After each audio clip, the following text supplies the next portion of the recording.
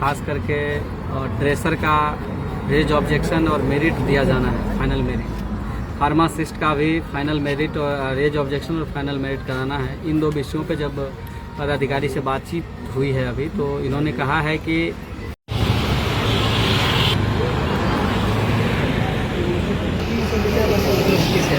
लगभग सारी ट्रेड के वैकेंसी को आए हुए 1 साल से अधिक हो चुका है और अभी तक हम लोग की कोई भी पूरी प्रक्रिया नहीं संपन्न हो चुकी है। तो इसमें हम लोग आज आए हैं अपनी समस्या को लेकर बीटीएससी में। तो क्या इसके बारे में हम लोग कहना चाहेंगे? देखिए, एक्चुअली हम लोग पदाधिकारी से बातचीत करने के लिए ही आज आए हुए हैं बीटीएससी। अभी एक पदाधिकारी से बातचीत हुई भी है, जिसमें हमने स्टूडेंट का जो मैटर है, खास करके ड्रेसर का रेज ऑब्जेक्शन और मेरिट दिया जाना है, फाइनल मेरिट।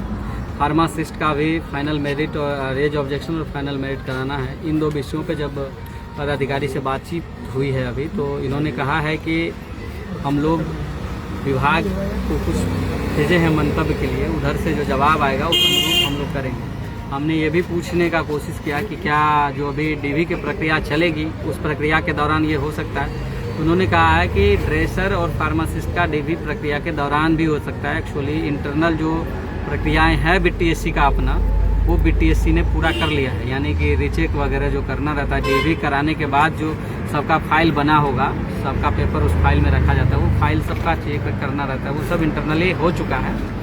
लेकिन वही है, विभाग के मंतव्य की वजह से जब तक नहीं स्पष्ट हो जाता है तब तक दिक्कत है, तब तक नहीं जारी किया जा सकता है ऑब्जेक्शन और फाइनल मेरिट। इसके अलावे हमने ओटी एक्सरे ईसीजी को लेकर के भी बात की। वहीं अभी जो डीवी की प्रक्रिया चल रही है उसमें स्टाफ नर्स के जो कैंडिडेट्स हैं, उसमें कई कैंडिडेट्स को कई सारी समस्याएं हैं। बहुत लोगों को समस्याएं ये भी है कि एक समय कट ऑफ का डेट बढ़ा था, एज कट ऑफ का डेट बढ़ा था। उस समय भी हम लोगों ने काफ़ी प्रयास किया था, स्वास्थ्य मंत्रालय से हो या फिर इधर बीटीएससी के माध्यम से हो। स्वास्थ्य मंत्रालय की तरफ से उसमें एक पत्र जारी हुआ था।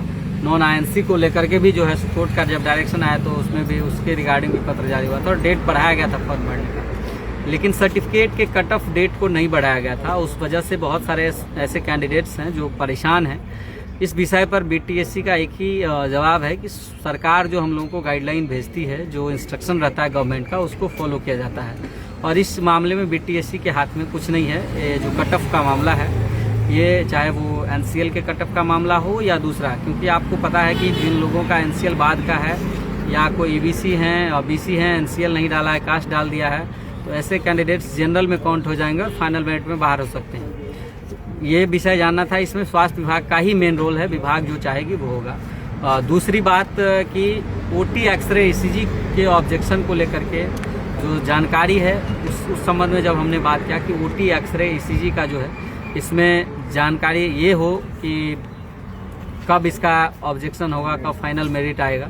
तो इन्होंने कहा कि जो स्टाफ नर्स की डीवी हो रही है, इस डीवी के बाद ही संभव है ये सब प्रक्रिया। इसके अलावा हमने ये भी पूछा कि ओटी असिस्टेंट, एक्सरे टेक्नीशियन और ईसीजी टेक्नीशियन में बहुत सारे कैंडिडेट्स ऐसे हैं जिन लोगों के नंबर ज़्यादा थे, जो कट ऑफ सरकार ने बीटीएससी ने डिसाइड किया है उससे ज़्यादा नंबर थे, लेकिन उसका नाम जो है सो लिस्ट में नहीं था। इस पर उन्होंने कहा है कि ऐसे कैंडिडेट्स को आप मेल करने के लिए आपने बोला ही था, हम ऐसे कैंडिडेट्स को आप स्पीड पोस्ट करने के लिए भी बोल दीजिए। हमने सभी कैंडिडेट्स को लगभग कहा है कि आप लोग बीटीएससी को मेल करिए, स्पीड पोस्ट भी करिए, जिससे कि जब आप स्पीड पोस्ट करेंगे तो जो आपकी फाइलें हैं उस फाइल में वो आपका पेपर लग जाएगा। दूसरी बात एक ये भी है कि बहुत सारे कैंडिडेट्स ऐसे हैं और स्टाफ नर्स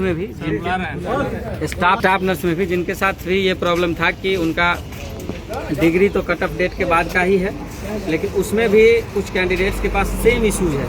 नंबर ज़्यादा है, एक्सपीरियंस का नंबर जोड़ करके 60-65 हो जा रहा है। कई लोगों के पेपर भी हैं, हमने बीटीएससी अधिकारियों को दिखाया भी है।